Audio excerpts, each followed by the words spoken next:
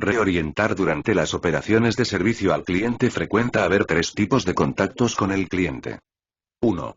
Contactos tontos. Servicios que se ofrecen porque la compañía ha causado confusión, no ha cumplido con los límites de tiempo o ha brindado productos defectuosos. 2. Contactos repetidos. Cuando el cliente debe llamar una segunda y tercera vez para que le resuelvan sus problemas. Emergen cuando la compañía no cumple con lo prometido. 3. Preguntas simples. Emergen cuando el cliente pregunta de forma directa cosas como, ¿cuál es mi saldo de hoy? ¿O cuándo debo pagar la próxima cuota? En vez de intentar hacer estos servicios, las compañías deberían frente nada intentar cuestionar el origen de este tipo de problemas. Si eliminamos la necesidad de estos servicios, contaremos con individuos más contentos y con operaciones más eficaces. Para cuestionar el origen de los servicios al cliente debemos prestar los próximos pasos. 1. Establecer todas las causas que llevan al cliente a contactarnos cada día. Tal es así que tengamos la oportunidad de abarcar por qué éste se toma la molestia de llamarnos, enviarnos un mensaje electrónico o escribirnos. En la práctica, hay entre 20 y 30 causas por las que el cliente se siente en la necesidad de contactarnos. La persona que atiende al cliente debe llevar un registro de las causas por las que éste acude al servicio al cliente. Esto nos dará un punto de comparación en el instante de realizar actualizaciones. 2.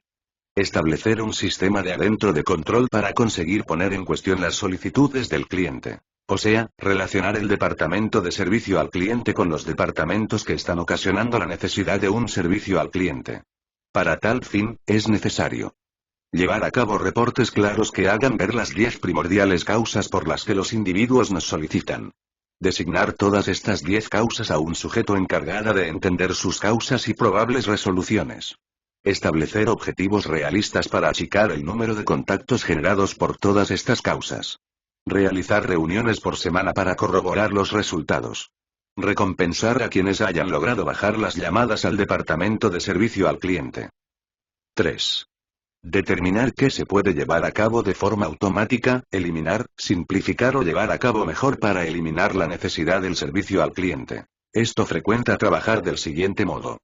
Para las oportunidades del tipo fui ignorado, debemos llevar a cabo nuevos programas de entrenamiento que mejoren el desempeño en estas áreas. Para las oportunidades del tipo quiero comprar más, debemos fijarnos en lo que salió bien y procurar que sea fácil hallar más. Para las oportunidades del tipo ¿dónde están mis cosas?, debemos investigar por qué la compañía no está cumpliendo con sus obligaciones y arreglar el problema. Para las oportunidades del tipo falta algo, debemos hallar que el cliente consiga arreglar su problema por sí mismo. 4. Enseñarle a todo el planeta a arreglar los problemas como se debe, tal es así que disminuyan las reincidencias. Lo destacado es arreglar todo con una única llamada en vez de requerir que el cliente llame todo el tiempo, de modo que siempre dialogue con un sujeto diferente. Una forma de omitir esto es realizar un estudio siempre que llame el cliente, y analizarlo para establecer por qué el problema no se solucionó con la primera llamada. Esto beneficiará a la compañía y aumentará la satisfacción del cliente. Permitir que el cliente encuentre una solución sus problemas a los individuos les agrada bastante el buen autoservicio porque es más conveniente que tener que aguardar por un gerente de servicio al cliente. El cliente tiene el control de la interacción, no la compañía. El contacto se brinda cuando es más conveniente para el cliente. Es posible almacenar los datos como referencia para después. Sin embargo, hay 3 pecados mortales que tienen la oportunidad de bajar la efectividad del autoservicio. 1. Opciones limitadas. Es posible que los individuos se vean obligados a divertirse con una operadora en vez de tener la independencia de realizar lo que quieran. 2. Poco práctico. Es posible que el sistema de autoservicio sea tan difícil que los individuos tengan que ayudar a la compañía para que ésta les explique cómo utilizar los servicios. 3. Conflictos entre los servicios. Es posible que los autoservicios y los servicios entren en conflicto entre sí en vez de llevar a cabo más fácil las tareas. Para omitir estos pecados mortales y, a la vez, hallar que los autoservicios le resulten más sencillos al cliente, podemos realizar 3 estrategias. 1. Sugerir un autoservicio que el cliente consiga controlar. No debemos asumir de seguro cómo interactuará el cliente con nosotros. Es conveniente que los individuos tengan la posibilidad de establecer los canales de contacto. Debemos aceptar ya que los individuos quizás investigarán un poco nuestra página web y después pedirán comentar con alguien o irán a comprar de forma directa a la tienda en vez de llevarlo a cabo todo en línea. La clave aquí es llevar a cabo y después sostener las configuraciones del cliente. Los individuos tienen que detallar lo que quieren realizar y cómo quieren jugar. Por ejemplo, cuando el cliente llene la planilla en línea para enviarnos un mensaje electrónico, debemos pedirle su número telefónico y, a la vez, ofrecerle la opción de apretar una casilla con el propósito de detallar si quiere que lo llamen o no y a qué hora. Después, aquellas personas que nos hayan dado permiso para llamarlas no se sentirán invadidas. El fácil hecho de pedirle una autorización al cliente le ofrece el control a este mismo. Otra ocasión que se frecuenta pasar por prominente es la de resaltar los números telefónicos en vez de enterrarlos debajo de la letra pequeña. Otra vez, esto posibilita que el cliente se sienta en control de la situación. Este tipo de medidas incrementan la oportunidad de que el cliente utilice los autoservicios que se le ofrecen. El cliente siempre se siente más cómodo con los autoservicios cuando hay un número telefónico de respaldo. 2. Llevar a cabo diseños que estén orientados al cliente. Las compañías más exitosas saben desde un inicio que sus resoluciones tienen que estar diseñadas como se debe. Por ejemplo, siempre están avanzando sus páginas web con el propósito de que éstas sean cada vez más sencillas. Para lograr esto, debemos 1. Determinar exactamente qué tienen en cabeza los individuos cuando utilizan nuestros autoservicios. La página web debe reflejar no el propósito de la compañía sino las pretensiones del cliente. 2. Entender las pretensiones y los hábitos específicos del cliente. Un increíble ejemplo de esto son los cajeros automáticos a los que no hay que introducirles la tarjeta sino solo deslizarla por una ranura. Aunque olvide su clave secreta, el cliente almacena su tarjeta y puede ayudar a una agencia en vez de tener que pasar por todo el avance de solicitar una tarjeta retenida. 3. Los autoservicios tienen que ser fáciles de usar. Debe existir sistemas de respaldo, pero debemos procurar que el cliente realice tanto como le sea posible. 4. Escuchar recientes ideas. Para llevar a cabo mejor los sistemas cada día. 3. Integrar los diferentes canales tales así que trabajen coherentemente y a la perfección. No hay nada peor que ya que los individuos sepan más sobre nuestra página web que el plantel o que el plantel de los diferentes departamentos no consiga transcribir después los reportes del departamento de servicio al cliente. Este tipo de oportunidades decepcionan al cliente. El personal debe abarcar bien el sistema de autoservicio. También tienen que recibir incentivos con el propósito de que promuevan dicho sistema. Esto permitirá que los empleados corran la voz sobre el más considerable modo de jugar con la compañía. Es improbable que los individuos sean referidos a los canales de autoservicios y hay la percepción de que los autoservicios conllevarán una reducción de los cargos laborales.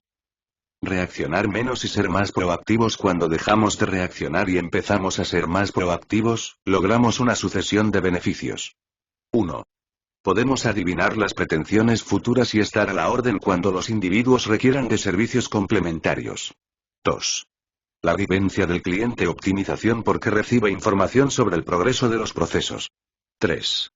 Podemos conducir las expectativas del cliente tales así que éste se sienta inclinado a realizar más negocio. 4. Podemos sorprender al cliente y poder así que acuda menos a la rivalidad. Las organizaciones tienen que seguir 4 pasos para volverse más proactivas. 1. Promover la implementación de todos los elementos que se requieren para aumentar la proactividad. Esto al final de cuentas se decrece a responder las siguientes 3 interrogantes. ¿Qué costos recientes podemos omitir si nos volviéramos más proactivos? ¿Qué recientes líneas de capital podemos establecer si sorprendemos al cliente con nuestra proactividad? ¿Cuánto nos costará ser más proactivos? 2. Identificar aquellas áreas en las que el cliente agradecería algunas alertas. Esto dependerá del tipo de negocio en el que estemos. Pero, frecuentemente, este tipo de elementos son ajustables a las siguientes situaciones. Cuando emergen problemas inesperados. Mientras los procesos pasan de una época a la otra. Como recordatorios de algunas ocupaciones.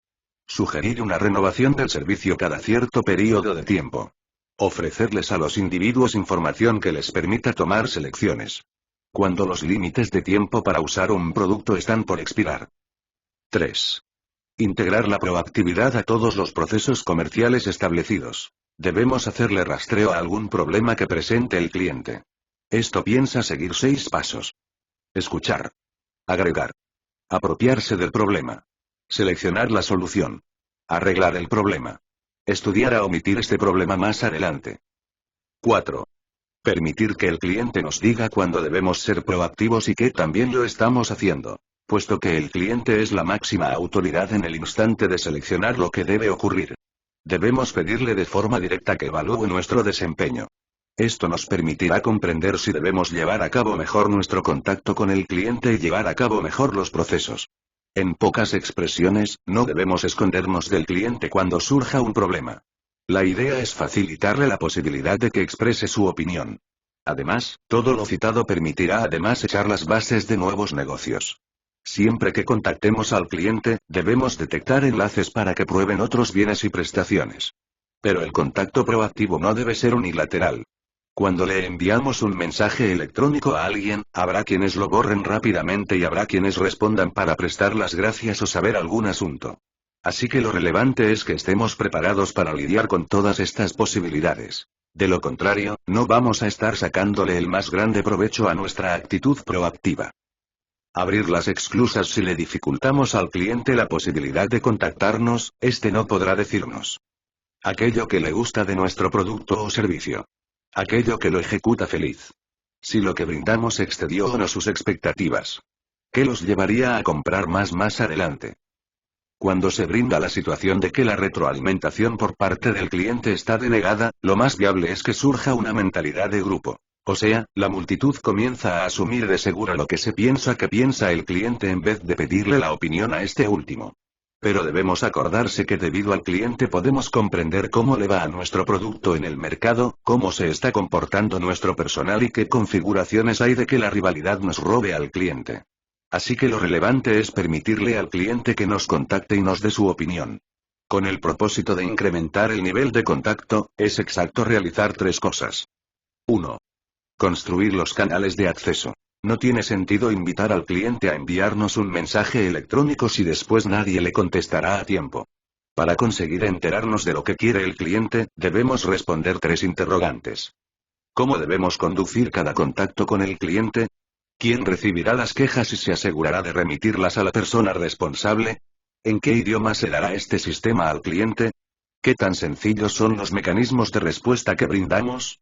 ¿En cuánto tiempo le responderemos al cliente? ¿Podremos responderle las 24 horas del día durante los 7 días de la semana o estableceremos algunos horarios?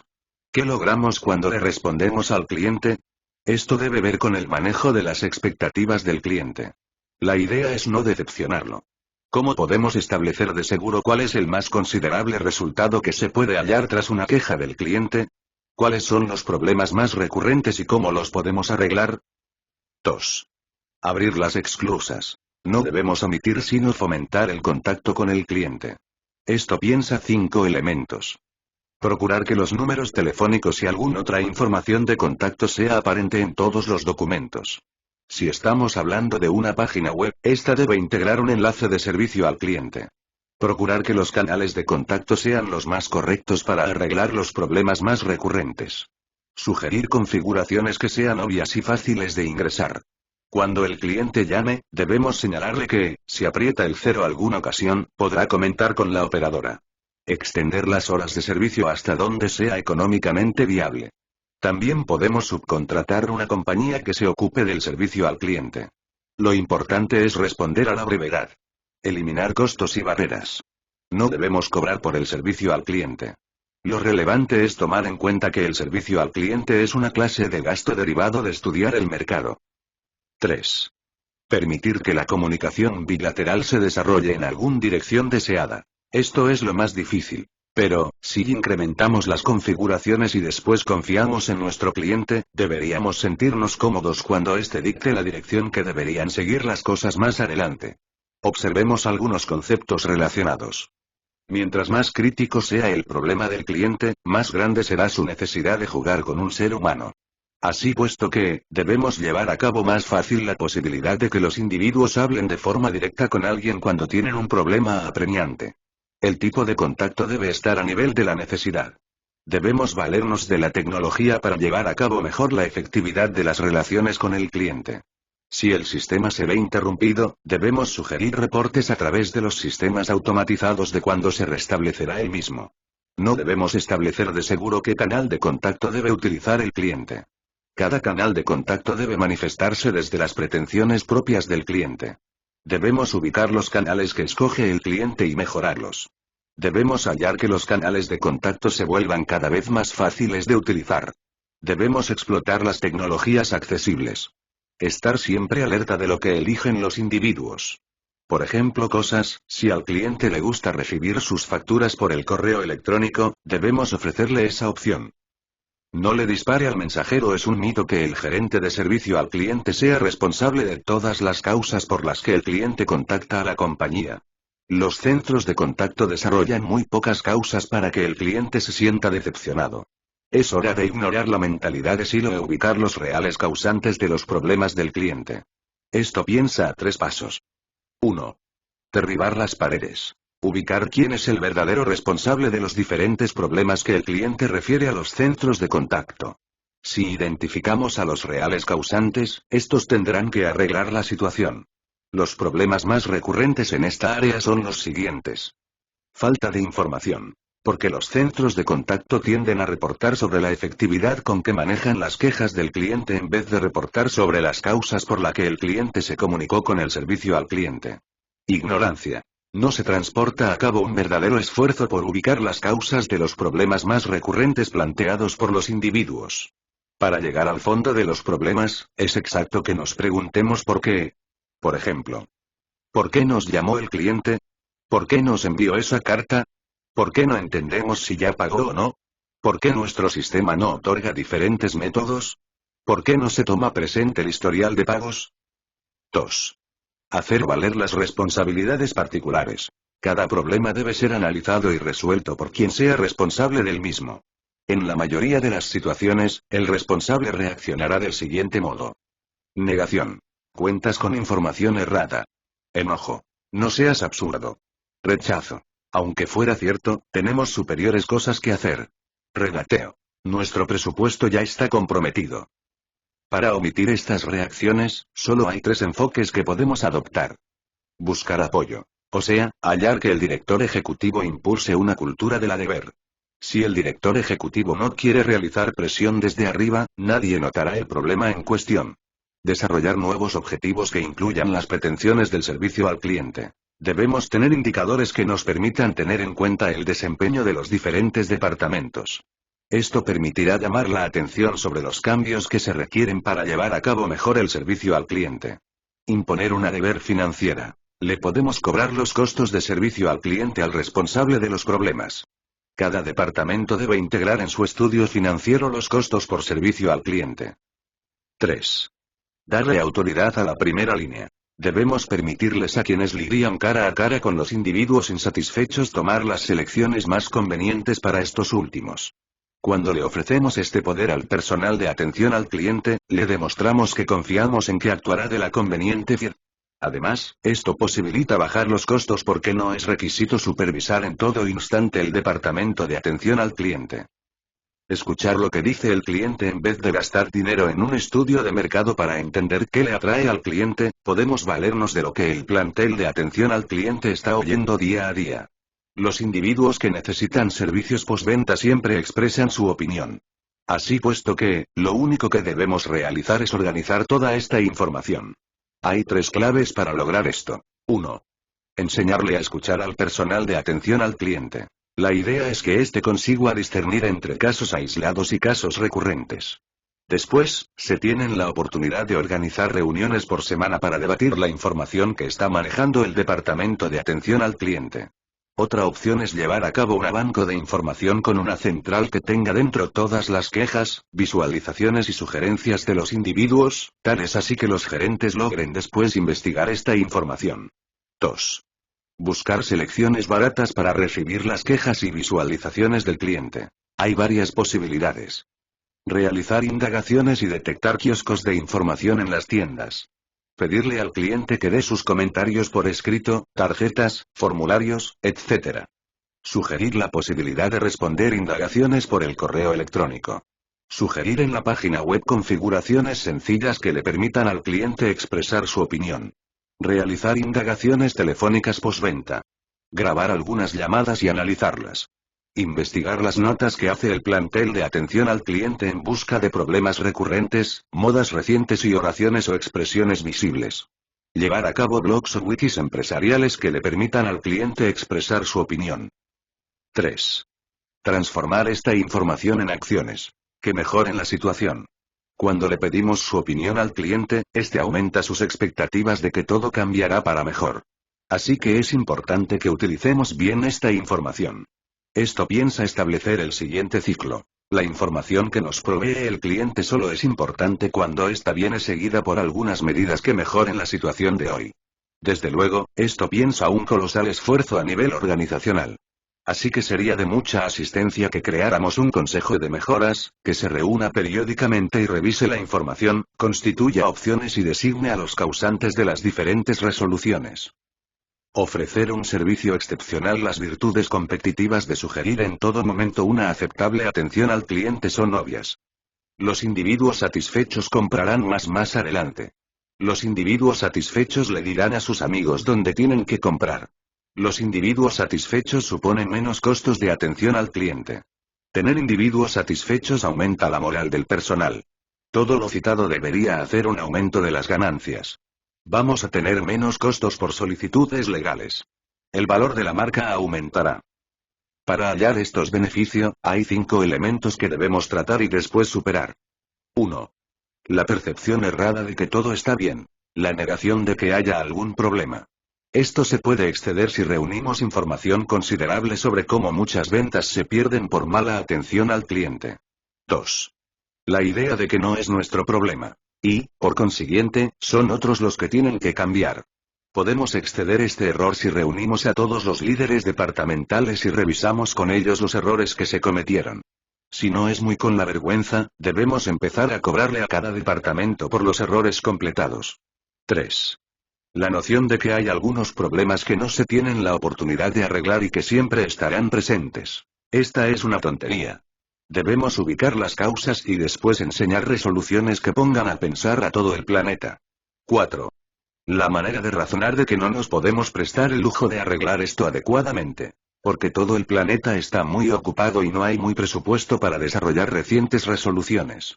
Además, es exacto que reservemos cierto tiempo y apartemos una sección del presupuesto para estas ocupaciones porque los beneficios potenciales son extraordinarios. 5. La idea de que nuestros individuos están satisfechos con nuestro modo de realizar las cosas. Que es siempre un mito o una sutil forma de negación. El punto es si vamos a dejar que la rivalidad nos robe individuos a través de una mejor oferta. Una vez que hayamos superado estos obstáculos, debemos seguir pensando en cómo sugerir un servicio superior al cliente. Hay 3 desafíos generalmente en el instante de ofrecerle un servicio excepcional al cliente. 1. Medir lo que realmente le importa no a la organización sino al cliente. O sea, debemos calibrar nuestro desempeño en relación con las cosas que le gustan al cliente. Estas son las inconvenientes que debemos hacernos desde el método del cliente.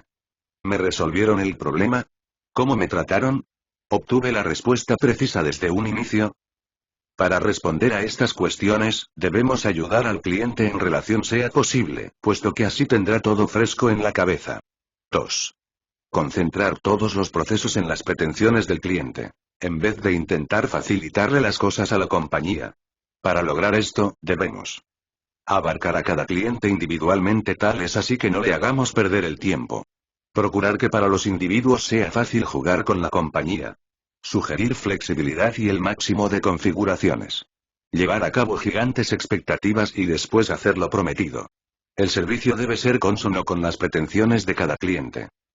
3. Procurar que cada eslabón de la cadena de atención al cliente ofrezca un óptimo servicio. Porque hoy en día el servicio va muy más allá de las paredes de la corporación. Debemos alinear los intereses económicos de proveedores y subcontratistas con el servicio que le queremos prestar a los individuos. Esto piensa, además, constituir y entrenar a los gerentes.